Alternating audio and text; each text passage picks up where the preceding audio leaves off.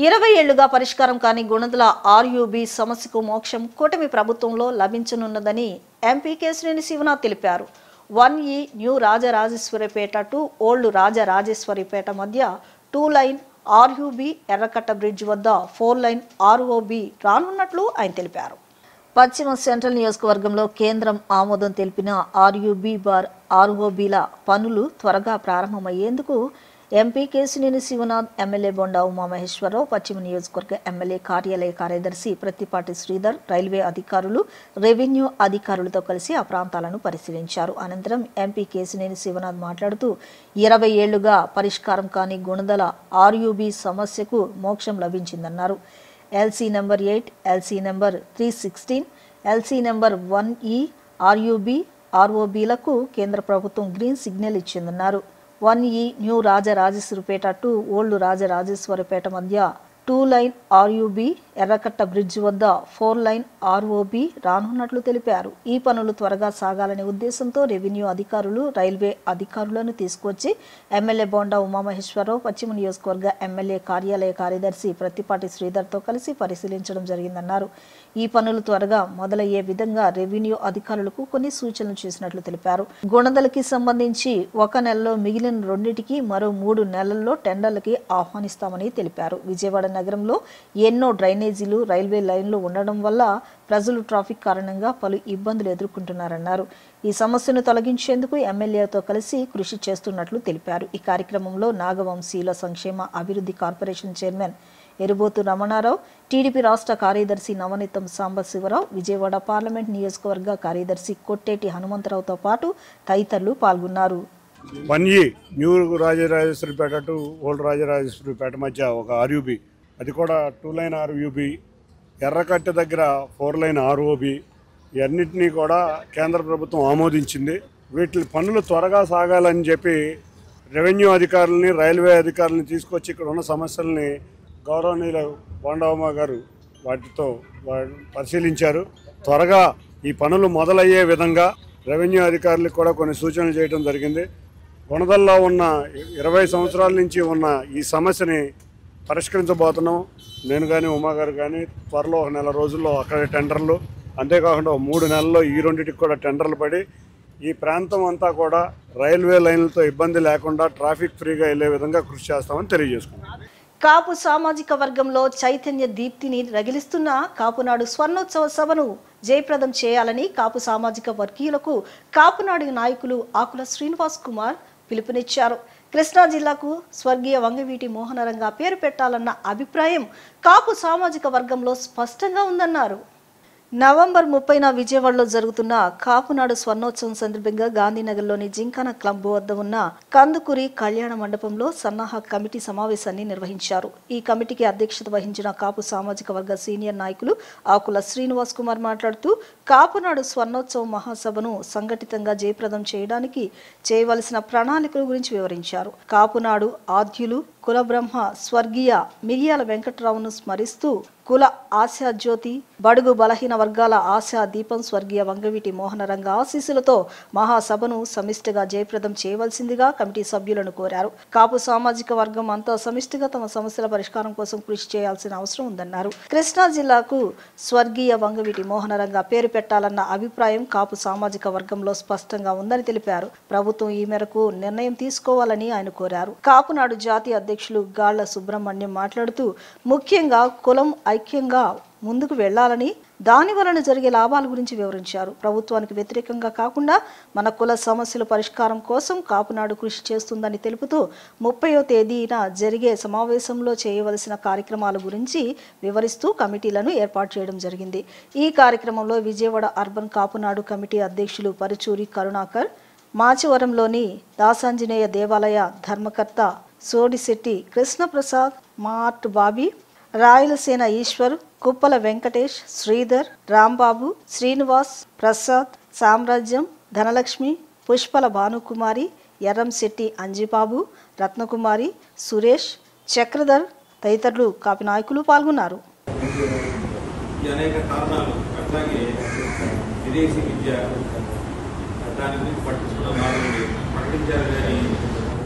చాలా మంది ఈ రోజుకి ఇబ్బందులు పడే పరిస్థితుల్లో విదేశీ విద్య విషయంలో కూడా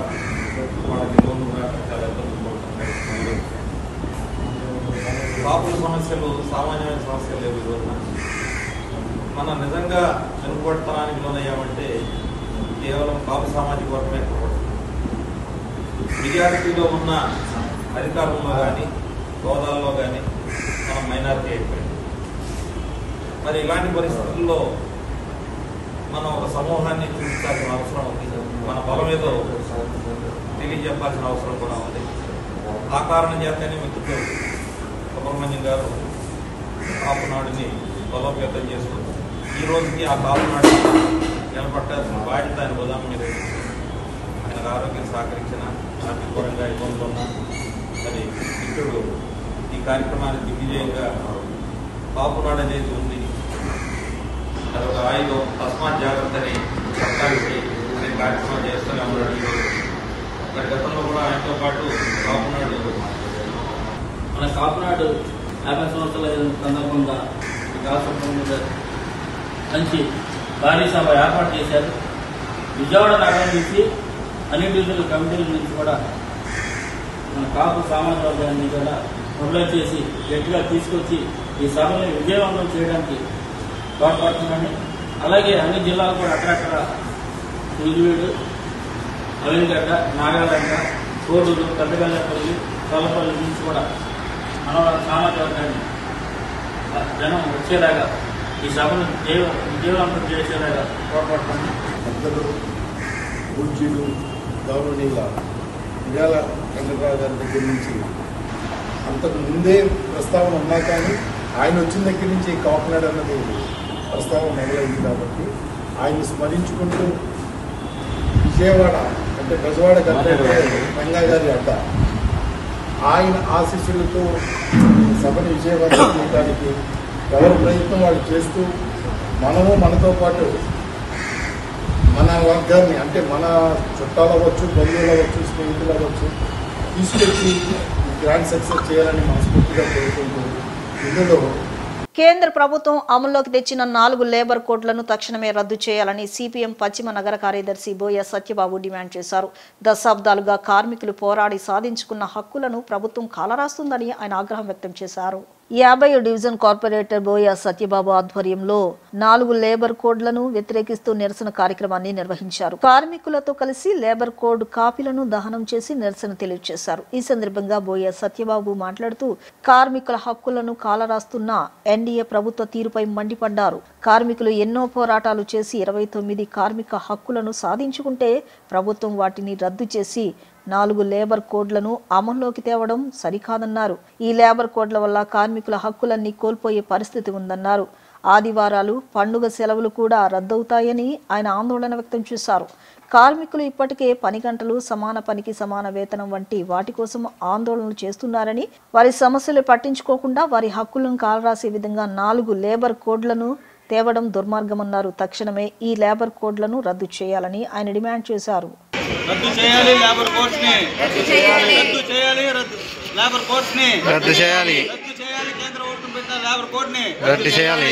డౌన్ కేంద్ర రాష్ట్ర ప్రభుత్వాలు, డౌన్ కేంద్ర రాష్ట్ర ప్రభుత్వాలు, రద్దు చేయాలి కేంద్ర పెట్టిన లేబర్ కోడ్ ని, రద్దు చేయాలి కేంద్ర పెట్టిన లేబర్ కోడ్ ని రద్దు చేయాలి.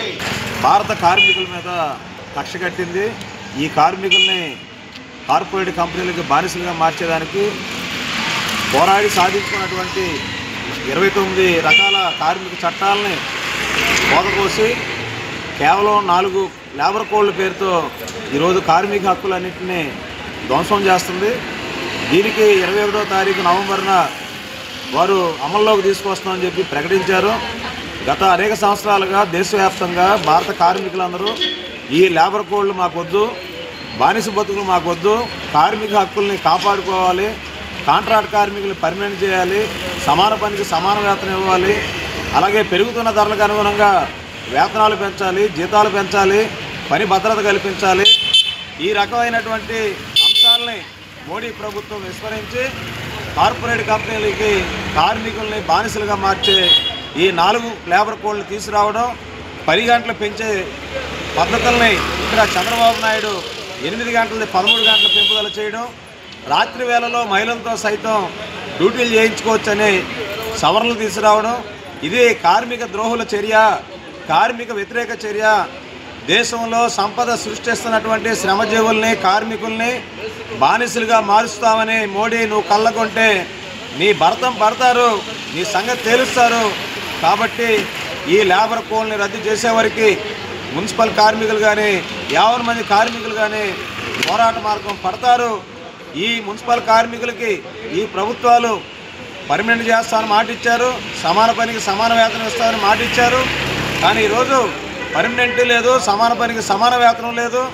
కార్మికుల్ని వెట్టి బానిసల్లాగా వీక్లీ ఆఫ్లు లేకుండా, ఆదివారాలు సెలవులు కూడా లేకుండా, పండగ దినాల సెలవులు కూడా లేకుండా కార్మికులతో వెట్టి చాకిరీ చేస్తున్నారు.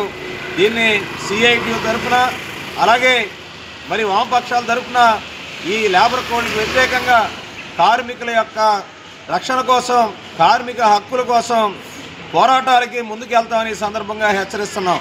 మధ్యతరగతి ప్రజల సొంతింటి కలను నిజం చేసే విధంగా అతి తక్కువ ధరలకే భూములు అందించే విధంగా శ్రీ రేణుకా ఎస్టేట్ ఎమాల్ట్ నెస్ట్ నెప్పల్లి గ్రామంలో ప్రారంభించడం శుభ పరిణామమని కంకిపాడు మాజీ ఎంపీపీ దేవినేని రాజా తెలిపారు.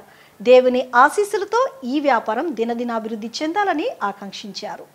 రియల్ ఎస్టేట్ రంగం వేగంగా విస్తరిస్తున్న కంకిపాడు సమీపంలో నెప్పల్లి గ్రామంలో Shri Renuka estate emerald nest పేరిట సరికొత్త వెంచర్ ప్రారంభమైంది. సుధీర్ దేవినేని సారథ్యంలో రూపుదిద్దుకుంటున్న ఈ వెంచర్ పనులు లాంఛనంగా ప్రారంభమయ్యాయి. ఈ కార్యక్రమంలో కంకిపాడు మాజీ ఎంపీపీ దేవినేని రాజా ముఖ్య అతిథిగా పాల్గొన్నారు. ఈ సందర్భంగా ఎండీ దేవినేని సుధీర్కు శుభాకాంక్షలు తెలిపారు. అనంతరం దేవినేని రాజా మాట్లాడుతూ రాజధాని నగరానికి అతి చేరువనే ఓఆర్ఆర్కు అతి సమీపంలో Sri Renuka estate emerald nest ఏర్పాటు కావడం పట్ల సంతోషం వ్యక్తం చేశారు. ఈ వెంచర్ అంచనాలను మించి విజయవంతం అవుతుందన్న విశ్వాసాన్ని ఆయన వ్యక్తం చేశారు. ఈ రోజున ఇంత ప్రతిష్టాత్మకంగా శ్రీధరావారి మొదటి వెంచర్ ఓపెన్ చేయడం సంతోషం. ఈ వెంచర్కి Shri Renuka estate emerald nest అని నామకరణం చేయడం జరిగింది. ముందుగా మీ అందరికీ కొంచెం ఫ్లైట్ లేట్ అవటం వల్ల ఒక 40 నిమిషాలు లేట్గా వచ్చాను, క్షమించాలి ఏమనుకోవద్దు. ఏ రియల్ ఎస్టేట్ వెంచర్లో అయినా సరే మార్కెటింగ్ టీము, తర్వాత ప్రొపరేటర్ కానీ, ఓనర్ కానీ, కంపెనీ కానీ వాళ్ళని బట్టి ఈ రియల్ ఎస్టేట్ కంపెనీలు నడుస్తూ ఉంటాయి. నాకు ఎంతోమంది స్నేహితులు ఉన్నారు రియల్ ఎస్టేట్ చేసేవాళ్ళు. చాలా తక్కువ వయసులో సుధీరు ఇప్పటికీ 7-8 వెంచర్లు కంప్లీట్ చేసి ఈ నెప్పల్లి గ్రామంలో వెంచరేయడం అనేది నిజంగా సంతోషం. ఆ వెంచరు నాతో ఓపెన్ చేయడం నేను అదృష్టంగా భావిస్తున్నాను. ఎందుకంటే వెంచరు వేసిన తర్వాత దాంట్లో ఉన్న డెవలప్మెంట్స్ కానీ, ఒక కస్టమర్కి మనం అమ్మిన తర్వాత ఏ రకమైన ఇబ్బందులు కానీ లేకుండా ఉంటేనే ఈ రకంగా ముందుకెళ్ళి ఆస్కారం ఉంటుంది ఎవరికైనా. ఇంత తక్కువ సమయంలోనే ఇన్ని వెంచర్లు కంప్లీట్ చేసుకుని ఎక్కువగా ఈ వెంచర్లు వేసే వాళ్ళలో ఎక్కువ ఏం జరుగుతూ ఉంటుందంటే రిపీట్ కస్టమర్స్ ఎక్కువగా వస్తూ ఉంటారు. ఒక వెంచర్లో మనం చేసిన డెవలప్మెంట్స్ కానీ, మనం వేసిన వెంచర్లో వచ్చే గ్రోత్ను బట్టి కానీ వాళ్ళు మళ్ళీ వాళ్ళు కానీ వాళ్ళ తరఫు కానీ, దాంతోపాటు మార్కెటింగ్, ముఖ్యంగా మార్కెటింగ్ సోదరులందరూ కూడా చాలా గట్టిగా పనిచేస్తున్నారని, మంచి టీం ఉందని నేను అనుకుంటున్నాను. ఎందుకంటే ఇంత తక్కువ సమయంలోనే ఇన్ని వెంచర్లు కంప్లీట్ చేస్తాం అనేది పెద్ద పెద్ద కార్పొరేట్ కంపెనీల వల్లే అవుతుంది. కాబట్టి ఇదే పూర్తితో ఇంకా ముందు కూడా అభివృద్ధిలోకి వచ్చి ఈ కంపెనీ శ్రీధర కంపెనీ అనేది ముందు ప్రతిష్టాత్మకమైన వెంచర్లు వేసి అభివృద్ధిలోకి రావాలని కోరుకుంటూ సెలవు తీసుకుంటాను. చేశాను. ఈరోజు నేను ప్రత్యేకంగా చెప్పదలుచుకుంది ఏంటంటే, ఎంతో ప్రెస్టీజియస్గా తీసుకుని ఇన్ని సంవత్సరాలు ఎంతో శ్రమించి ఈ కంపెనీని చాలా బలమైన పునాదులతోటి బిల్డ్ చేసుకుంటూ ఒక స్థాయికి ఎదిగాము. మనం చూస్తే గత 5 సంవత్సరాల నుంచి ఒక 6 వెంచర్స్ మనం సక్సెస్ఫుల్గా కంప్లీట్ చేసాము. మరియు ఇప్పుడు బందర్ రోడ్లో కొత్తగా ప్రవేశం పొందాము. ఇప్పటివరకు మనం బందర్ రోడ్లోకి రాలేదు. ఒక ఛాలెంజ్ వల్ల కంపల్సరీగా బందర్ రోడ్లో వెంచర్ చేయాలి, మనం గేమ్ చేంజర్ అవ్వాలి అనే థాట్ తోటి కొత్తగా బందర్ రోడ్లో ఈ వెంచర్లో భూమి పర్చేజ్ చేయడం జరిగింది. ఈ భూమిని తీసుకున్న కొద్ది రోజుల్లోనే అంతా 5-6 డేస్లోనే ఈ భూమి పూజ కార్యక్రమం ఏర్పాటు చేసాం. ఇంత తొందరగా మేము ఏర్పాట్లు చేయడానికి సహకరించిన మార్కెటింగ్ వాళ్ళు, మా మిత్రులందరికీ కూడా థ్యాంక్స్. మరియు ఈరోజు ఈ వెంచర్ గురించి కొన్ని డీటెయిల్స్ చెప్పాలనుకున్నాను. నేను ప్రైస్ వచ్చేసి 13,500గా ఫిక్స్ చేయడం జరిగిందండి. దీన్ని ఇలా అనౌన్స్ చేయడానికి మేము చాలా గర్వంగా చెప్పుకుంటున్నాం. ఎందుకంటే బంగారు రోడ్లో ఎక్కడ వేసినా కూడా 20,000 రేట్స్లోనే ఉన్నాయి తప్పితే లోపల్లో ఎక్కడా లేవు. మనం మెయిన్ రోడ్ యాక్సెస్ ఉంచుకుని రెసిడెన్షియల్ జోన్లో కంఫర్టబుల్గా ఈ రోజు వచ్చి నివాసం ఉండడానికి అనుకూలమైన స్థలాన్ని కేటాయించుకొని సిఆర్డీఏ రెరా అప్రూవల్ తోటి మంచి ప్రాజెక్ట్ ఇవ్వబోతున్నాను. ఇప్పుడు మన పెద్దలు గౌరవంగా చెప్పినట్టుగా దీనికి శ్రీ రేణుకా ఎస్టేట్స్ అమరావతి నెక్స్ట్ అనే మేము నామధేయం చేయడం జరిగింది. పేరుతోటి మనం దగ్గర ఒక 13 ఎకరాలు వెంచర్ని సక్సెస్ చేయబోతున్నాం అనేది నేను అనౌన్స్ చేస్తున్నాను. నెక్స్ట్ మార్చి వచ్చే టైంకి ఇదే వెంచర్లో 2 ఏకర్స్లో విల్లా ప్రాజెక్ట్ ఒకటి ప్లాన్ చేసామండి.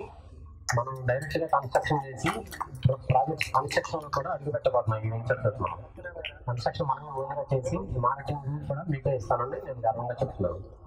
మీరందరూ కూడా మార్కెటింగ్ చేయడానికి కూడా మీరు కన్స్ట్రక్షన్ కస్టమర్లు కూడా సిద్ధం చేసుకోండి.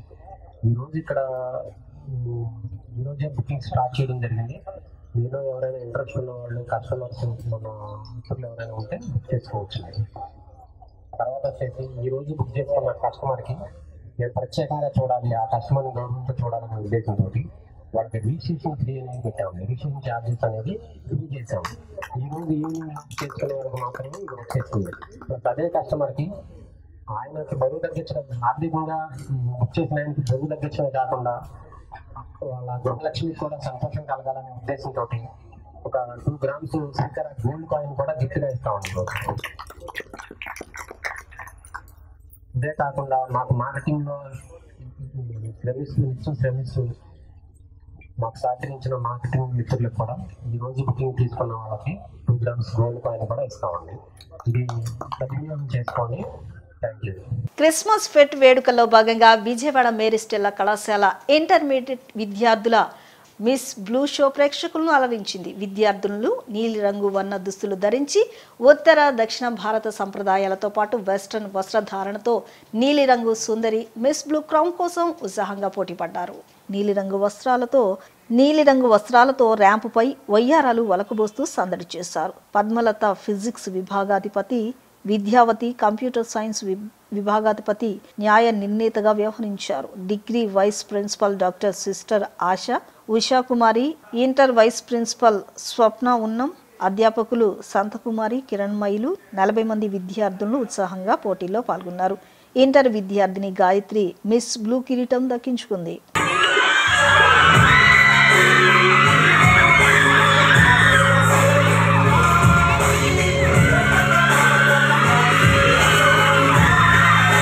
వార్తలు ముగించే ముందు ముఖ్యాంశాలు మరొకసారి.